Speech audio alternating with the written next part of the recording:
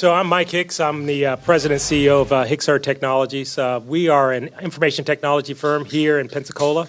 I was a Navy pilot, flew during Desert Shield, Desert Storm, came up here as a flight instructor, and left the Navy, retired from the Navy, and went to work for a local entrepreneur. That's kind of where I started getting some of my ideas from, but went to work for Ray Russenberger. I don't know how many people know him in the town.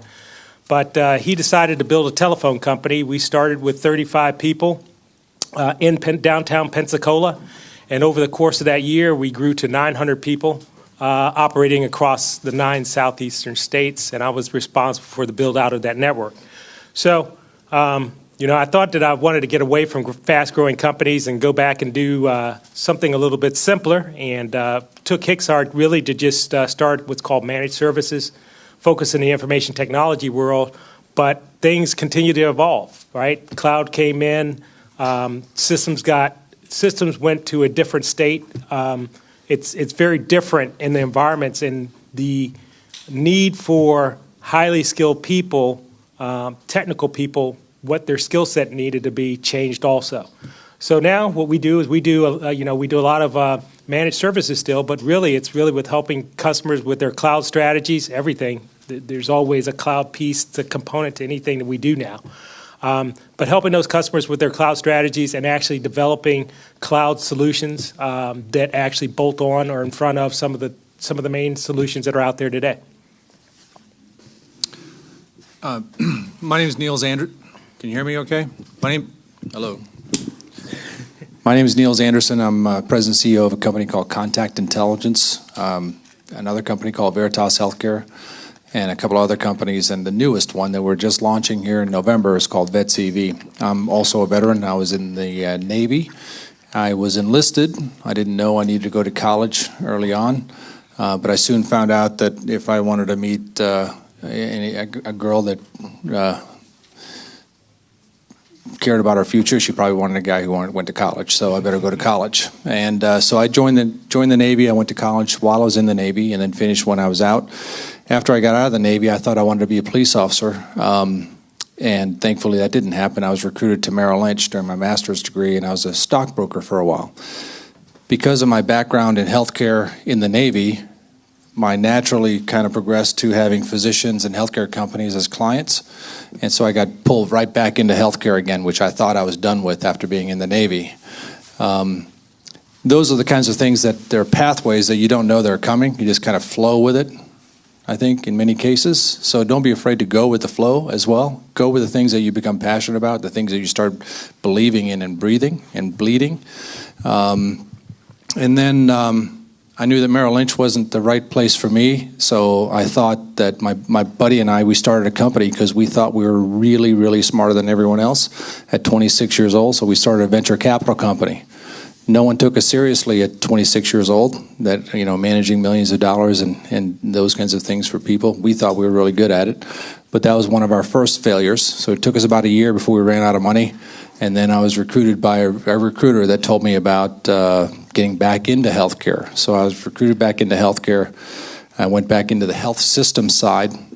And it was interesting on the health system side when I got back into it on the administrative level that there were a lot of tools that that I learned in college. Like I asked senior leaders in the organization, also, what's the net present value analysis of this project versus that project? And they scratch their head. They're like, well, what does that mean? And so that was one of the early indicators of where there were some tools that I thought I'd never actually use in college that actually came to fruition and brought value in real life. Then I was asked to join an acquisitions committee meeting, and I asked one too many questions, and then all of a sudden you become chairman of that committee. So that's one thing that you should have learned in the Navy. The acronym Navy, just so you know, says never again volunteer yourself. Okay. I did enjoy my time in the Navy. I'm very proud of that, and I'm very proud of our nation's veterans and active duty personnel too. Is there anybody here who's a veteran or active duty? Raise your hand. Thank you, sir. And for those of you, if you decide to join the military, it's a great start. You learn a lot of great things. You make a lot of good friends for a long time, for the rest of your life. And then I was in the health systems for a while, setting up programs, building acquisition initiatives and business development kinds of things. And then I was recruited here to Pensacola to basically do the same thing for Sacred Heart Health System, and I got here in 1995. I'm originally from Denmark, so I'm actually an immigrant. I didn't jump a wall or anything like that. I came over on an airplane when I was a little boy. English is my third language. I had to learn Spanish first because we made a stop over in Puerto Rico. So the first place I lived in the United States was a small town not far from here, north of here, about an hour. And so didn't speak any English, had an accent, Danish or a Spanish accent on my Danish and vice versa, but I learned to speak English watching Hee Haw. And you guys in the room here are probably too young. The older folks know what Hee Haw was. And so then I had built a system to manage and track the business intelligence and business development aspects of what we did at Sacred Heart. And all of my colleagues around the country, or many of them, were always asking, well, how are you tracking and managing that, and why am I always on my laptop and the rest of them are drinking beer? And so they would ask me what that was, and I used to give that software away. And then in 1998, I woke up on a sunny Saturday morning, and I said, I wonder if I could put this software on the internet. And this generation in the room, you probably didn't know that there was a time when software wasn't available on the internet, right? And then that was just before Salesforce and any of those products were out. And then realized that this may indeed be a business opportunity, because my initial thought was I did not want to have inventory. I didn't want to have boxes of software to ship out to people to have to install on their laptops and all those kinds of things. I just dreaded the thought of having a big warehouse and all that inventory cost. And then a few minutes later I thought, well, golly, if I fix it, if there's an error or if there's a new feature, we can push up in one place and it's fixed for everybody. And then I thought, not that people are going to use our software on the moon, but if they are on the moon and had an internet connection, they could still use our software without doing anything. And those are some very primal thoughts in 1998. And we've been live for 17 years now, and we're very fortunate to be recognized as one of the gold standards in the industry. So our clients include the Veterans Administration, all the way down to critical access hospitals in rural communities, and that's our space. And then our newest company is VetCV.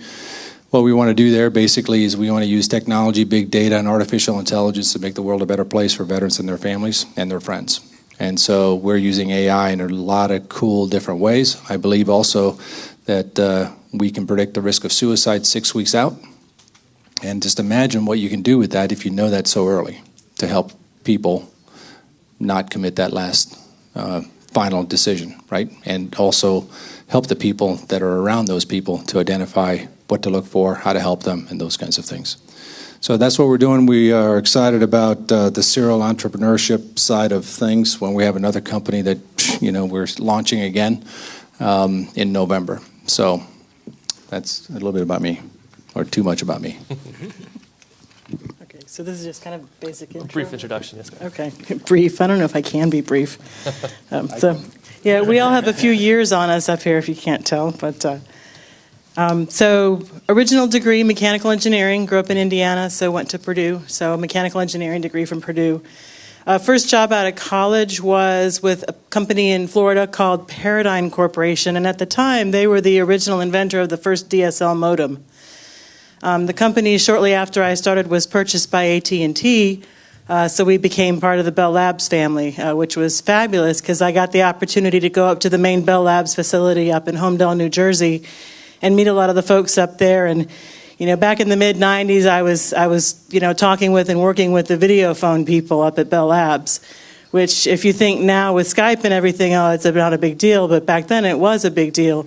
But unfortunately, from an innovation perspective, that was something that was ahead of its time, because it was a technology that couldn't be handled by the current technology as far as the infrastructure. Copper wire just couldn't handle those video signals. There wasn't enough bandwidth on it. So that was an indication of where sometimes innovation can be ahead of its time, and it just never really goes anywhere until somebody else takes off with it. The company, in addition, did all of its own manufacturing and spent a lot of time and invested a lot of money in manufacturing on site. In particular, implemented a lot of quality systems and that type of thing. So we had ISO 9001 certification for manufacturing back in the day for our quality systems. But they spent so much money on the quality systems that they didn't spend enough time innovating. And so this company that started off being the inventor of the first DSL modem just kind of started floundering. So I joined the company in 1990, and by the time I left in 2000, 10 years later, they were starting layoffs. And so a company that was at 2,500 people that was purchased by AT&T dwindled down to about 400 people and was bought and sold several times since then. And now they're kind of static at around 300 to 400 people, and they're still in business, but they're not nearly what they could be if you think of all the advances in telecommunications that have taken place since that time. So it's kind of sad in a way. Some other things on the innovation side, you guys might not realize this, but 3D printing's been around since the 90s. So we started early on doing 3D printing for our rapid prototyping of products and that sort of thing. So that was really interesting. Also, being affiliated with AT&T, some of the first people to use email. So I used to send email on a Sun workstation, if any of you know what those are, using a DOS prompt, back and forth to New Jersey, which we thought we were hot stuff back then. So 2000, for you ladies out there, between 1990 and 2000, I had 4 children, so it can be done. Fourth child was born in 2000, so I decided to quit work for a while. About a year and a half later, my husband and I started spinning out companies from his research at the University of South Florida. The main one there being a company called Intelligent Micropatterning, which there's probably a projector in here someplace. If you've seen a lot of the projectors today, they have the DLP logo on it from Texas Instruments. So that's the micro mirror array.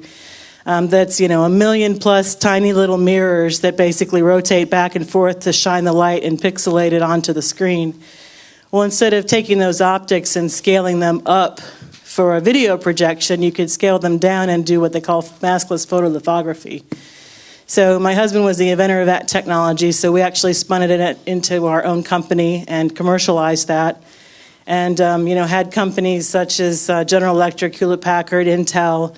We were actually working with a company in the state of Washington that was working with Google on the initial Google Glass design. So again, kind of technology that enables innovation to some degree.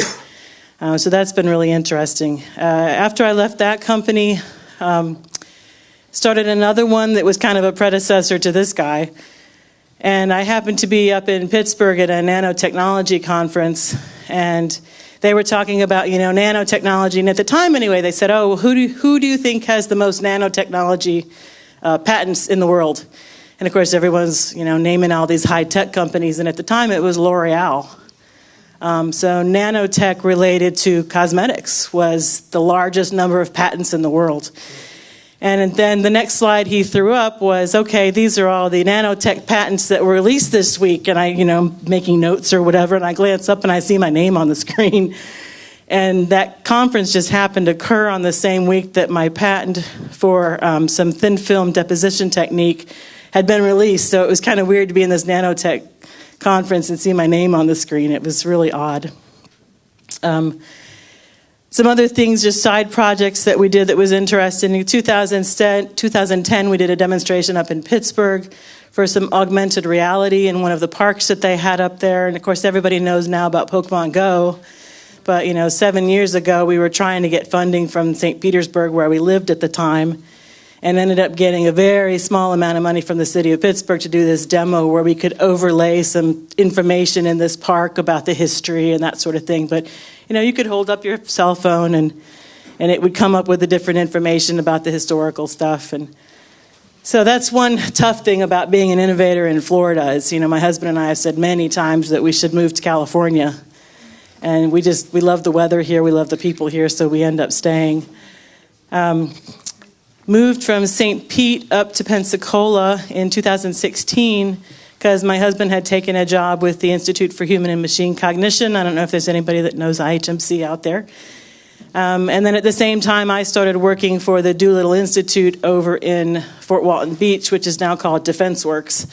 So again, kind of from the innovation side, DefenseWorks works with various Department of Defense groups, the Air Force, the Marines, SOCOM, to help them accelerate their military development, because the current acquisition process in the government can take 5 to 10 years to develop a new product, and they're trying to get things to market faster. So helping them find ways to work with universities like UWF, the local business community, entrepreneurs, to get some of those products out there faster outside the traditional means. So that's what I've been doing lately. All right, thank you all very much. Can you briefly describe what a day or a work week in your position looks like? I don't, okay, yes. I have the talking stick. So I recently just got a promotion. So for the last year and a half, I've been doing what they call technology transfer for the Doolittle Institute or Defense Works. So the last year and a half, I had been working with the researchers at the Air Force Research Lab's Munitions Directorate to help them commercialize technologies outside of the Department of Defense. And while you say, okay, how can you take a munition or a missile, essentially, and find ways to commercialize that outside, there's a lot of interesting materials and things that go on. So my day primarily consists of talking to people, whether it's potential customers that would be interested in technologies, or it's the researchers themselves. And it's kind of hard to say what the new job is going to look like, because just in the past week I was promoted actually to the director of that facility there in Fort Walton Beach. So at this point I'm trying to hire people, so it seems like my day today is on LinkedIn and Indeed and every place else, trying to post job descriptions and hire some folks, including my replacement to do tech transfer. So it's these days it's a lot of talking to people. I'd like to get more back into the design aspect of things. Someday maybe I will. But for now it's having conversations and using the engineering and business that I have learned and applying that to other problems. So yesterday I got up at 6:30 in the morning. I was in the office about 7:30, started meetings around 8, had some other meetings around town. We've been doing a lot of hiring recently for this new startup. So since April, we've hired, I think, 12 or so engineers and other professionals for that initiative. And then I had a meeting yesterday or last night and also Monday night with someone from IHMC. I see Carson's here, right?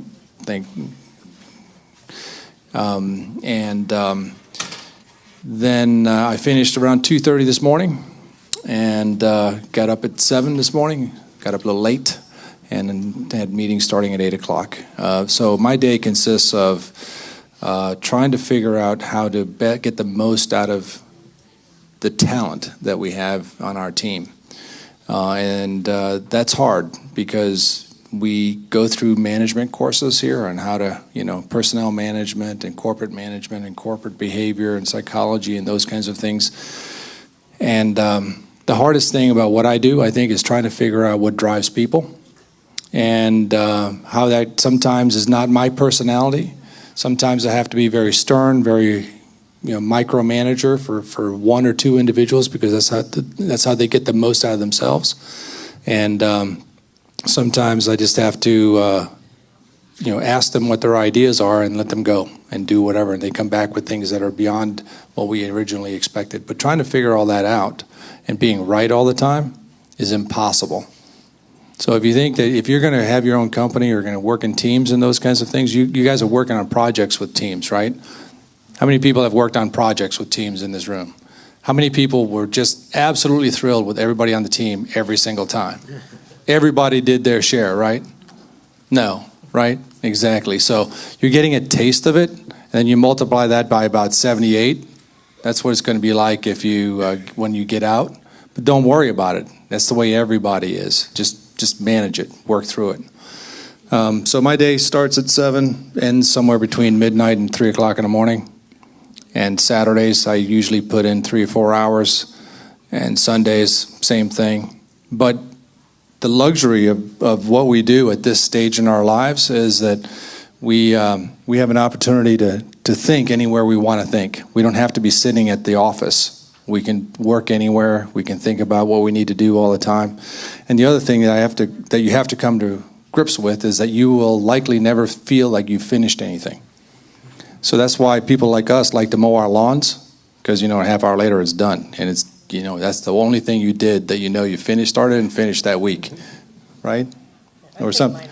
Paint your nails, do the dishes, or whatever, and then we commiserate about how funny that is amongst us, right? And you guys are like, "What are you talking about?" You will find out. So my day is an interesting day. I started about 4:30 a.m. One of the things that I learned over the course of time is that you have to schedule time for yourself.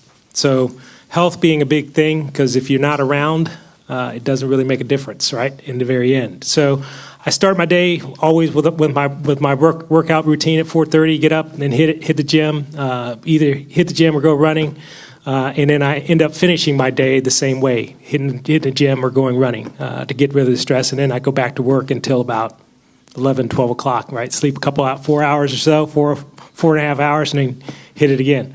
But in between there, our company is an interesting company. So when you manage the IT infrastructure for a number of different companies, for us, we're not there just to manage infrastructure. We have 100 different companies that we are responsible for their technology, strategy, and their direction. So if the company is trying to grow and the company is trying to innovate and it's trying to create better processes, it's our job to come up with that stuff, right? It's our job to be creative. For instance, I had a customer that was in healthcare. They had a robot, and the robot had 2,500 canisters to hold pills. And so, when you go to a hospital and say, hey, what type of pills do you need? They give you a list, a database, and it loads into the robot. The robot says, hey, put, this pill in slot 1, this pill in slot 2, and then it goes and does this run, and it aggregates the pills that person should be taking for every morning, afternoon, night, whatever, and prints a little barcode so that they can take it to the hospital, and they scan the pills and they scan the person. That's the person. That's the person's pills, and that's what he gets billed, right? Well, one of the problems we actually had is that the machine spits these pills out in a ribbon, and when you take those pills and look at them, you got to make sure the right pills are in the right case. Right? Otherwise, you're sending pills to people and they could die because you're sending the wrong pills. So we had a QA process, and it was a human process. And that human process was, look at that pill case and make sure it's the right pills. And that could take anywhere from 8 to 10 seconds to QA a pill packet, right? So if that company wanted to expand, they would have to hire a tremendous number of people to be able to keep up with that QA process. So what we did is we went around the world and found a system out of Spain that could actually take that ribbon of pills into another machine, and it spins it real fast, and it takes a picture of every pill packet, and it can OCR the pills in the packet by size, shape, and color, and it can tell me with a 99.9% accuracy what the pills in that packet are the right pills, right? But it can do that in every 0.1 seconds. So they bought 4 more machines, they expanded, and then they got bought out by PharMerica, the third largest pharmaceutical company in the United States, and then PharMerica just got bought by Walgreens. So that's the type of innovation that we work with our customers on, and those type of problems in solving, right? We try to take technology and make it work for their business. So what we do is we sit around and we dream up all of these different things that we can deploy. Some of it we try to make as what's a baseline, something that's a baseline that we can deploy across everybody that would make a tremendous impact across all of these organizations. And we've come up with several solutions, several cloud-based solutions, which actually reduce the cost of operations, gives them better resiliency, all kinds of different things that we look at. So that's what my day consists of. I try to schedule each of the days, like Monday's my planning days. That's where I get my guys organized. And then Tuesdays, Wednesdays, and Thursdays, those are really my work days, with Wednesday being my quoting day and Friday being the day that I get back with my guys to do training. I usually get with them, and I have them as they go along. I've got some junior guys too, and there's very technical things that they're actually doing. So I want to make sure I'm with my team, that I'm actually, I'm capturing what their issues are, that I'm getting them the proper training, because we work at a high speed pace, right? We take a small group of people, and that small group of people, it's just like virtualization, right? You take one server, one physical server, you put 20 virtual machines on it, you run that processor and all that RAM up to 100%, and that's when you're maxing it out and get the best productivity. I do that with people. And so the people operate at an extremely fast pace, and you got to know what you're doing. So that's kind of what my day looks like, and it's really focused on keeping that tempo up, making sure my guys are operating in an environment that's not too intense for them. I don't want them to be bored, but I don't want them to be so tasked that they're burning out, because this is a long-term process that we're doing. So that's what my day consists of, and what I really do. All right, thank you very much.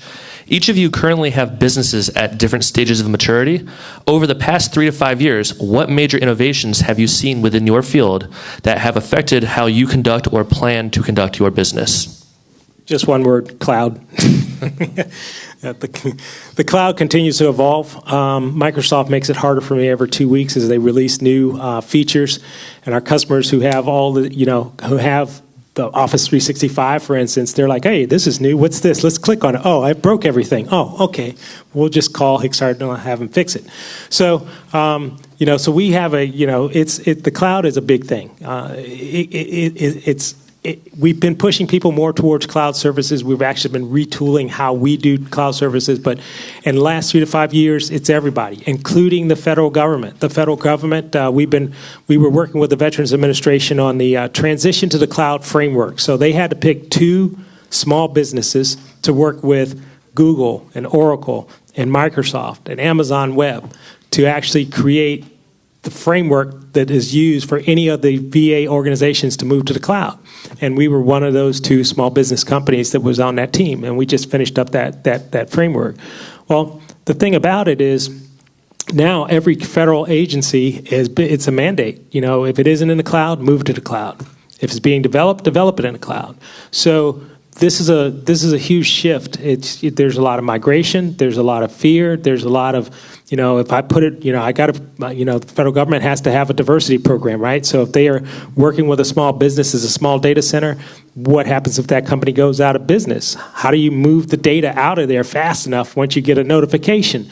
All of these things are things that, that we're working with inside of that framework and trying to address. So it's definitely the cloud, and as I see it, and the way that I see things going, eventually, you see on the news that now they've got some company where the guy's actually implanted a chip in his people, and he's basically, basically they can actually operate the systems, so they become part of the IT infrastructure, right? And I see us moving in that direction, where there will be a marriage between, everybody looks at Google Glass, and they really wanted to come back, and I think it's making a comeback, but there is going to be there's going to be more merger between what we see as cloud reality and real reality, and that's just going to keep driving until the cloud is really a part of our everyday life and how we operate and what we do.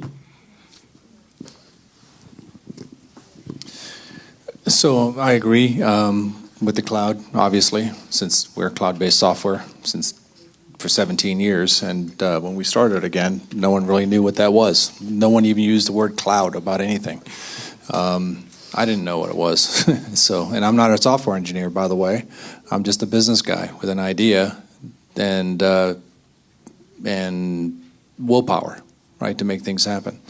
So for us, obviously, the cloud and SaaS capabilities and those kinds of things, but for us, it's also artificial intelligence, or as Ken Ford, those of you who know him, he's the CEO, or don't know of him, he's the CEO of and founder of IHMC.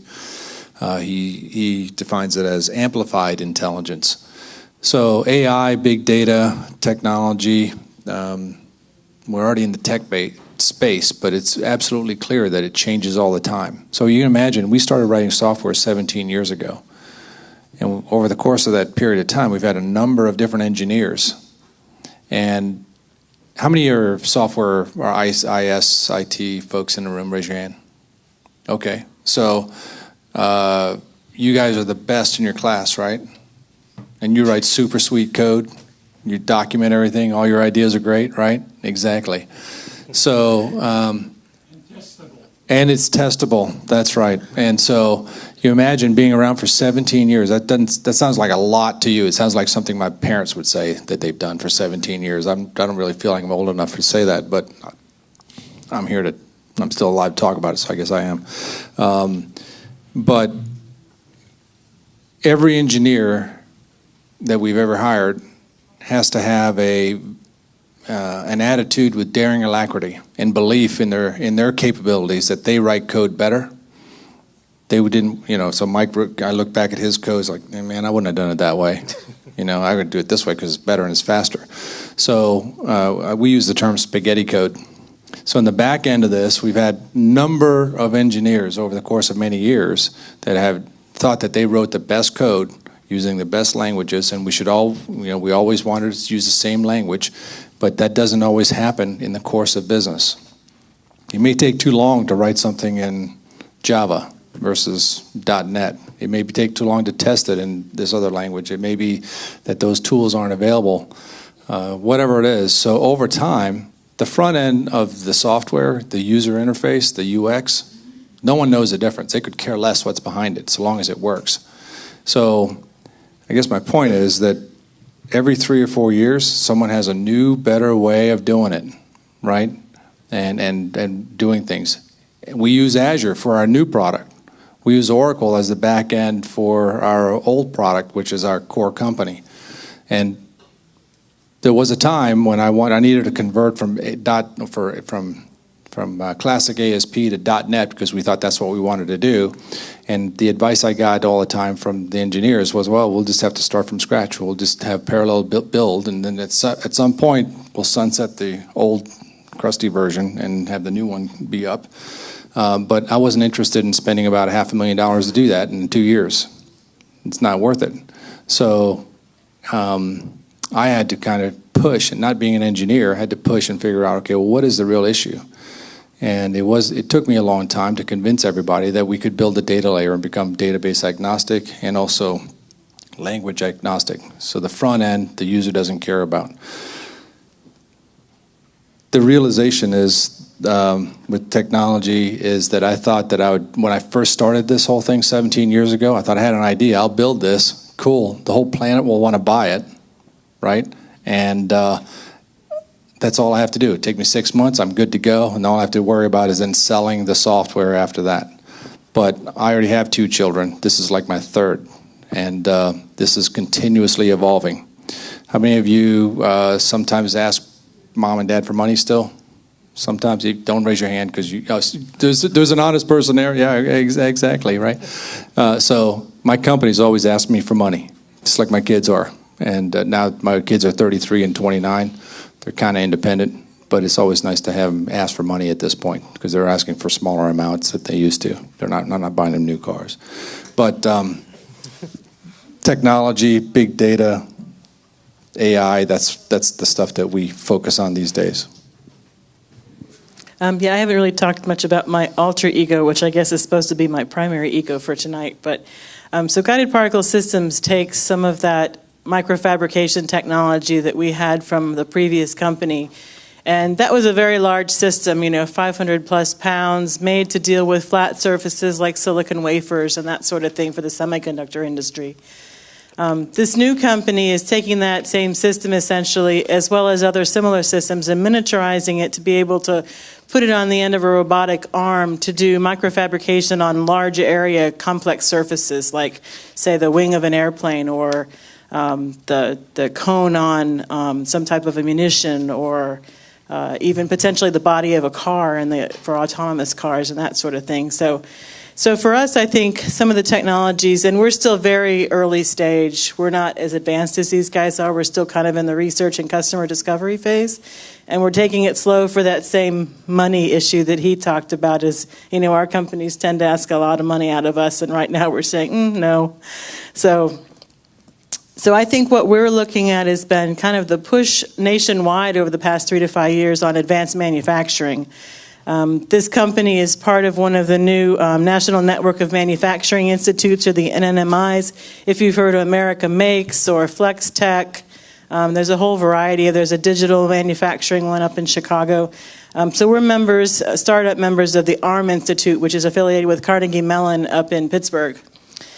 So that has been very interesting. And kind of subset to that, I would say, artificial intelligence from the deep learning perspective, because we're looking at being able to have a very simple user interface where you're able to guide this robotic arm at fairly close proximity to a surface over this large, complex surface. So it's kind of different from the traditional the traditional robots programming, where you're just, trying to get it. It's hard enough to get, something to go into a hole, for instance, whereas we're asking it to follow a complex contour that it may or may not know and basically keep perpendicular to that surface while they're doing it.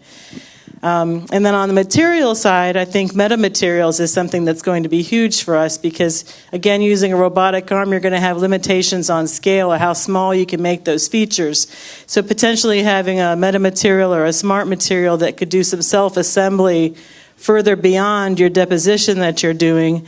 And then at the same time, the users of the technology would use the metamaterials such that you may have a material on there and then you've got an electronic circuit under it. So when you apply a voltage, the material goes through some sort of a phase change or a change in some fashion to create, whether it's a stealth type platform or something along those lines. So that's some of the areas that we're looking at. Excellent. Thank you very much. Based on this conversation, what skills and experience do you recommend for today's students that would help them be leaders in the innovation economy? So what's the divide? Who all is here? Business, engineering, mechanical or electrical, physics, chemistry. Okay, yay! We got one chemistry person. So, obviously get that first degree, and I would say, get all the experience that you possibly can. There's a lot of push today to go straight into entrepreneurship out of school. That wasn't necessarily my experience. I had, 10 years of industry experience before I did the entrepreneurial thing, and that I felt gave me a really good base to be able to kind of branch off and do that. But I would say, don't be afraid to make mistakes. Don't be afraid to be the one person in the room to say something when nobody else does or to ask a question when nobody else will. You may get laughed at some point, or somebody may, snicker or whatever, say something about you, and you may really screw something up and get in big trouble, but it's going to be a learning experience for you. And so I think that's probably the biggest thing is just, get out there, extend beyond your comfort zone, and just learn as much as you possibly can, because that's really what's going to, and be curious. Stay curious. Don't ever lose that curiosity that we all had when we were this big. Just stay curious about the world around you.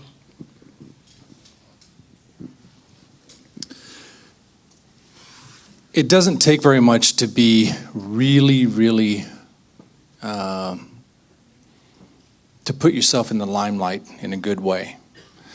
I'm a finance guy, so there's an old finance rule that a 1% increase in revenue equals an 11% increase in profit. So when you apply that to just about anything in life, if you just give yourself or put yourself out there about 1% more, you'll be about 10 or 11% more valuable than the average or someone else on the team. And that's not a lot. 1% increase in your effort to get a 10% yield, that's pretty good, right? So one of the things that I learned, I was very fortunate to be able to early on figure out that I didn't know what I didn't know. And the older I get, especially around age 25, my parents got smarter. It's amazing. And those of us who are parents, we're the ones laughing. The rest of you guys aren't yet because you ain't 25, right? But when you get 25, you'll be like, that one guy back in 17 said, my parents are really going to be really smart when I'm 25, and you will see that happening. But what that means, too, is that there are a lot of people that you're going to be working with when you come out. And one of our biggest challenges when we hire you as young people is to set your work ethic. Because you're coming out of a college environment, right? to where you can kind of do things whenever you want to, come and go, and those kinds of things. But we have deadlines. So when we go out and make promises to our new clients, the promises that we make to them are the ones that you have to keep when we get back. Right? So we have to be careful not to overpromise so that we don't underdeliver. And that's our responsibility. And it's from strategy and business development and those kinds of things. But we have to push and get as much out of you as possible. Because if we don't, you're taking money away from the company. You take money away from the company, that means you limit growth. You limit growth, that means you may not get the raises. That means you may not get the bonuses and those kinds of things. So it's important to think about that, even when you say, oh, yeah, I'm going to come in, I'm going to work for 6 hours and be on Facebook for 2 hours and get paid for 8. Right? When I used to work for the man, I used to say, pardon the male lingo here, but I'm old, so that's the way it goes back in my day. I used to say, man, if I ever had my own company, it's going to be so cool because I'm going to be a nice boss. Everybody's going to love working with me. I'm going to get 150% out of everybody all the time. People can come and go when they want, all that kind of stuff. No one can tell me what to do. Now I have about 2,000 people that are all clients that tell me what to do every day. And then everybody that works for me tell me what to do every day. And that's important because I need to be the dumbest guy in the whole company. And that's something that a mentor of mine, which I've been very, very fortunate to have been exposed to a lot of mentors as I earned my stripes, right? When you're young, I was more cocky than I am today. I'm still sometimes I can be. But I've kind of tempered that with my age. But I think it's important for you to understand that it's okay for you guys to earn your stripes. And one of the ways to earn your stripes is to come in first and go home last. A perfect example of the kind of work ethic that an employer would love to have is Bruno, standing right there filming. Bruno, some of you may still know him from when he was here as a student last year, right? Soccer star, man about town, great girlfriend in the back. She keeps him in line. But he understands the value of working hard because he's always he thinks he has to prove himself, and he does. But he's earned the right to have flexibility because of his actions. And there are a lot of people that just don't get that. It's like, it's not a privilege. It's not to come work for me, so to speak, right? I have you to come work for me so that we can do the greatest good for the greatest number, and that is success for our company. If you don't deliver, you're going to be gone. I'll be patient. I'll try to be a mentor. I'll try to find out what happened, why things didn't work. If it was a normal human mistake, hey, we all have those, no big deal. But if you're lazy or you don't care, you don't need to be in our team because that's not how our team is. We're a bunch of elite superstars in our company, and that's what we want. And that's what we want our clients to believe because, like Mike said, they count on us to solve problems. I'll give you one last example. The CFO of Humana called on a Friday and said, hey, Niels, can you come to Louisville on Monday? So what am I going to do if the CFO of Humana, a big insurance company, says, come here on Monday? I'm going to stand up at attention, right? I'm going to say, yes, sir, I'll be right there. You want me to start walking now or what I need to do to get there, right? So I get there, and they had a problem, and he had all of his finance directors for different departments in the meeting, and these are all friends of mine that I'd been working with on various projects over a few years, and he started off, and his name is Ray, and he was an older Italian guy, he didn't mince words, and he didn't speak very much, but every single word that he uttered, you better be listening to because it meant something really important, and you got to track it all.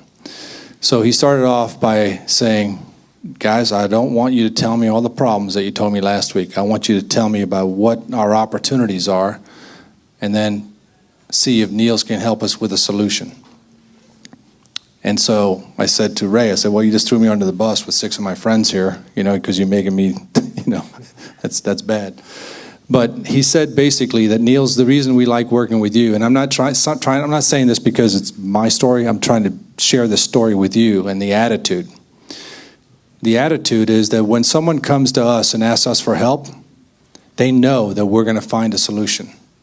We're either going to go through the wall, we're going to go under it, we're going to go over it, we're going to go around it, to the left, to the right, or whatever, or we're going to figure out that there's no reason for us to even bother with this wall because there's a better opportunity to the this way. And so coming up with solutions, it only takes about 1% more energy, but you will be a superstar if you do that. Imagine if you double that, 2% more energy.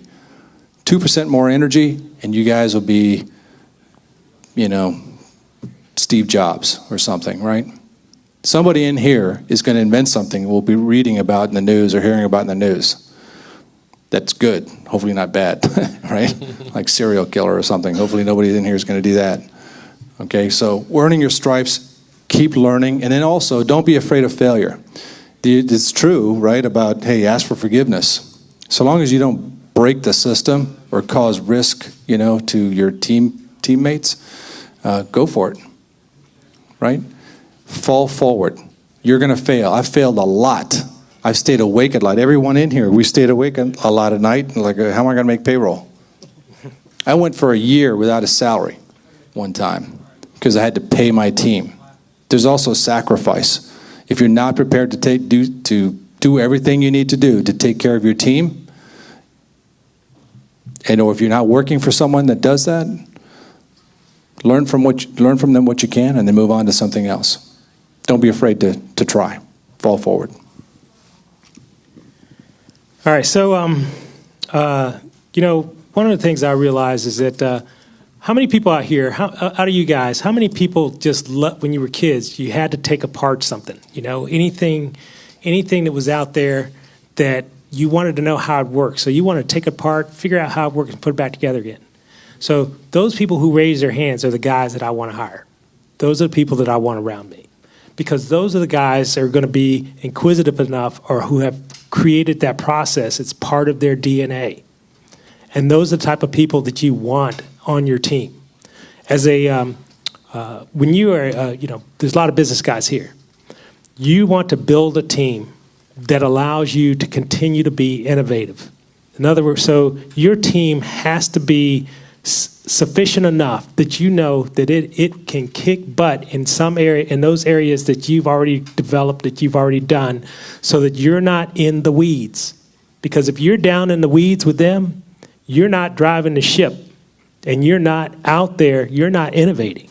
You're stuck, right? So you've got to build an organization that can support the dream or that you've actually developed, and so that you can continue to innovate, right? So you can continue to understand where the market is going, so you can continue to see what the trends are looking like, so that you can associate with the customers, right, or new customers, or that you can do those type of things.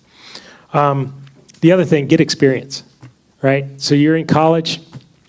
People who come out of college and, my IT guys and never interned during the summertime, got no experience. So what have you been doing? Burger King, McDonald's. Okay, come on, guys. You got a Bachelor of Science in IT, and all of your experience is sitting as a lifeguard at the pool on UWS campus, right? What's wrong with that? Well, I'm just kidding. Yeah, it depends on, but. You've got to get that experience. And part of that is that you're still young. If you can find something that's in your passion, something that actually, helps you to maintain that innovative, whatever you've got in the back of your mind that you want to kind of do, but you can go do part of it, something that's like it, to make sure that that's what you want to get stuck with for the rest of your life. That's part of the whole process also. And then the other thing is diversify. Your dream needs to be big enough that if part of it fails, you're not wiped out. Okay, even big enough that you could cut that piece off and continue with whatever else you're doing. Okay, so diversify in what you're actually doing. That's why Niels has about 100 different companies, and I'm kind of the same way. Because I fail a lot. But we diversify. For instance, we got a federal side of our business that we just won some work in with the VA. But back to putting the right people around you, put the right team. You got to have the right team of even companies. You want to always associate with people that are just people. Companies make your associations so they just make you stronger. and that's a big part of it also. Let me just add just a couple of things there. I think, Mike, you touched on a couple of things. There's no one in here who has any friends that didn't start off with asking a question or getting to know that your friend the first time when you didn't know anything about them. So in order to, if you look at data and knowledge theory and what gets done in life, it always gets done because there are data independently, and then you might have put some data in, and he might have put some in, and I have a problem, and I can see, oh, well, now you may have done this a year ago, you might have done this 6 months ago, but I can see there's a correlation and clustering capability here, and there may be an answer or something that needs to be done. Then there's an action. That action is done by a human being. Those actions and your belief in a solution is validated in your own mind first, and then you usually have to go and ask your friends, the people that you trust that'll be okay with telling you the truth. Like, that's the dumbest thing I've ever heard. If that guy, so that doesn't mean you to stop doing it, because that guy could be, there could be lots of reasons for it, but then over time, I may ask Carolyn, what do you think? She's like, yeah, that's not a bad idea. So you validate. The point is that you have to, like Mike was talking about, you have to be able to communicate with people. That is so important. In writing, in email, in the way you structure things, there's so much waste that happens sometimes because people can't communicate. And then therefore, it's at risk for our company, for instance, if you don't communicate well with the customer. And a lot of, on the engineering side, you say, well, I'm an engineer, I don't have to be nice. Well, yes, you do. If you want to be successful in my company, you got to be nice, right? Just be nice and communicate. And it's true, treat people like you want to be treated, and that goes in your email and your texting and those kinds of things too. You've got to connect the dots between human beings, because human beings make things happen. There isn't a single thing in human history that has been invented by an individual that got traction without having other people believe in it too, right?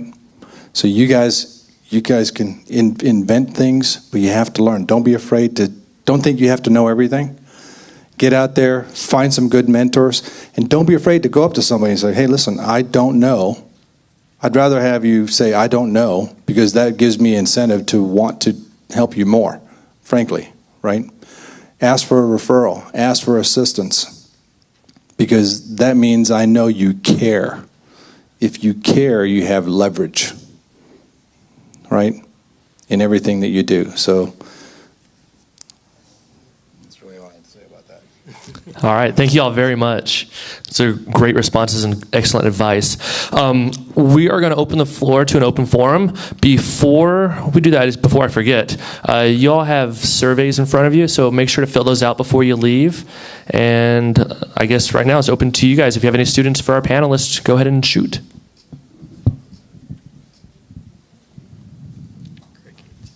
Yeah. Yes, sir.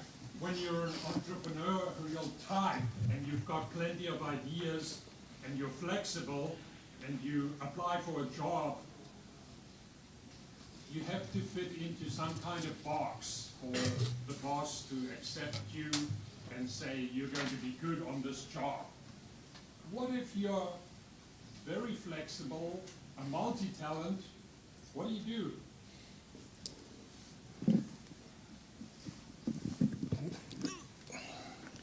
If you're somebody that has a lot of different skills and likes to do a lot of different things, I would lean probably more toward working for a small company as opposed to a large one. Because small businesses or startups in particular, they want somebody that has as many skills in as many different areas as possible, because you can't afford to hire one person for every task that you need done. So if you can find a company that needs somebody that can do a variety of things that fit your skill set, that's the ideal situation. Also, I don't know if, you guys have selected your educational pathway, right? You're going to be a software engineer, business, finance, chemistry, whatever. But there'll be some of you who might have got a degree in IT and you're in another business altogether. I didn't really know in college what I wanted to do, but I thought, okay, well, guess I'll go get a business degree. And then I had a marketing class, and I thought, oh man, I have to do a marketing class. They're gonna turn me into a salesman or something. I'm not interested in selling cars or whatever. That's what I thought.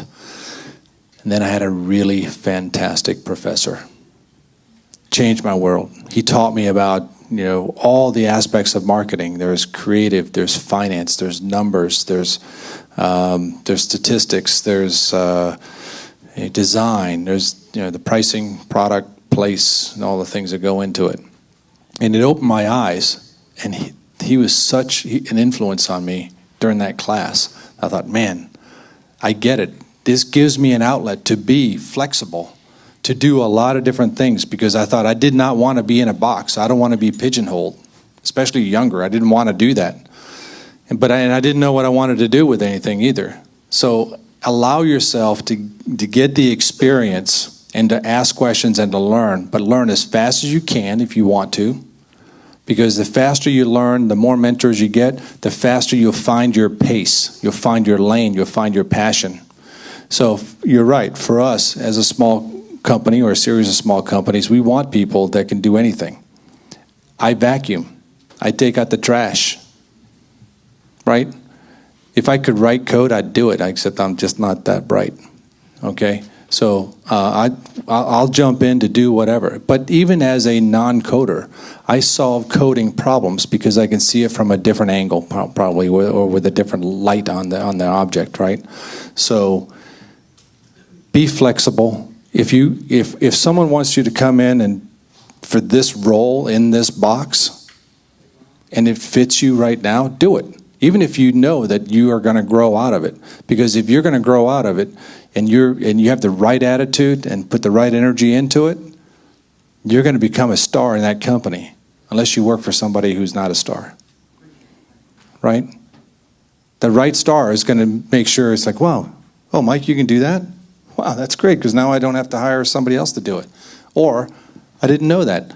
Go for it. We'll find someone to do your work that you're doing now, and then you can be their boss or whatever, right? So, be whatever shape you want to be, but give yourself time to learn what that shape is that you want to be too, right?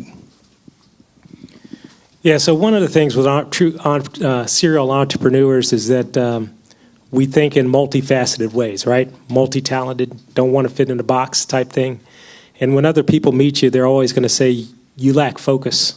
And, sometimes I look back and I say, it's not that I lack focus, it's that you just can't understand me or keep up with me, right? Because I'm thinking about 200% around you. But the thing is, you're going to have to get started somewhere. And either you're going to start on your own or you're going to start with some type of company. Definitely small businesses are great for somebody that has a lot of talent in different areas to start with, because it meets a great need for the small business. But for the large business and that corporation, you've got to focus down to the 1 to 2 things that you really love to like to do, and you get started with that, and then you grow, just like Neil was saying. You grow and show that you can do other things, and your value in that company is going to grow. If the company is anything or any good, your value in that company is going to grow, and you'll grow with that company. Okay, just add one more thing.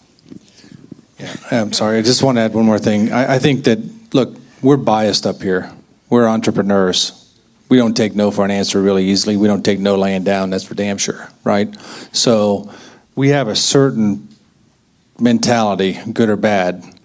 But there's lots of opportunity even to work at big companies and go in and do your 30 years or 20 years and be perfectly happy and do your part in their overall mission. You don't have to kill yourself either, right? We need all kinds of people on this planet. We do need people to work at McDonald's. Hopefully you don't, it's a startup job, right? It's not your career, unless you own a McDonald's, right? So, work at McDonald's, grow in, buy one, buy 5. Pete Nowak has 6 or so, a friend of ours, right? So now he just does whatever he wants because he owns McDonald's, right? So, I forgot I think I said my point, whatever that was. Yeah, and another option too is when you go in for an interview with a company, you can kind of hone yourself into what it is that they're asking for. But then once you get into the company is when you can really kind of let yourself go and expand and do what, because that first company I was at, Paradigm Corporation, I was hired as a mechanical engineer to essentially do the mechanical design for the housings for the telecom equipment. But, over the years, you wander out on the manufacturing floor and they're having trouble assembling something. They need a tool. Oh, I'll design that tool for you. And so you're designing a tool now in addition to your other stuff. And, oh, we're having thermal problems. Well, hey, why don't we get some CFD software in here and I'll learn it. And then I can do some upfront, so next thing I'm doing CFD cool stuff, right? We were having problems, FCC regulations for emissions. And for interference with other electronic equipment, we were failing miserably and having to put on these really expensive fixes at the end before we were shipping late. And so I brought in an EMI expert and said, okay, how can we redesign these circuits from the get-go with the proper ground planes and the proper spacing and the proper locations for clocks versus, high-end equipment that would be impacted by those or components. And we were able to, cut a lot of that expensive stuff out. So you can kind of look at the job description and present yourself in that way, but then once you get in there, just look for opportunities to use your creativity and do what really drives you. Yeah. To that end, when you're interviewing, I'm not really interested in people that are fixated on how much I'm going to pay them by the hour or for the year. What I really want to hear is how much are you going to be worth to the company, and how fast are you going to make that happen? If you are worth $100,000 to the company, I'm going to pay you $100,000 because I'd be stupid not to. If you're worth less than what I'm paying you in a salary, you better step up your game or you got to go, because you're taking up a seat for somebody who might be worth $100,000. I want to give the people the opportunity to do that, right? You got to earn it. There's no free lunch when you get out of jail or, out of, college. Let's thank our guest here for this wonderful presentation. They've been there, done that. They're successful entrepreneurs. They've got that in their DNA. The Center for Entrepreneurship are trying to provide opportunities for you to meet and interact with successful entrepreneurs and businessmen like the three we have here today. The advice they've given you, take it to heart. You are in charge of your career. You are in charge of the success in your life. And you need to learn from the experience of others. Our purpose here is to give you an opportunity to learn, to interact with successful entrepreneurs, to start thinking like an entrepreneur, start thinking about innovation. Whether you're working for a big company, whether you're working for a small company, whether you're working for your own company, the key to your success is to take charge, to be responsible, to be in charge of your own career. Join me in thanking our guests today for a wonderful presentation.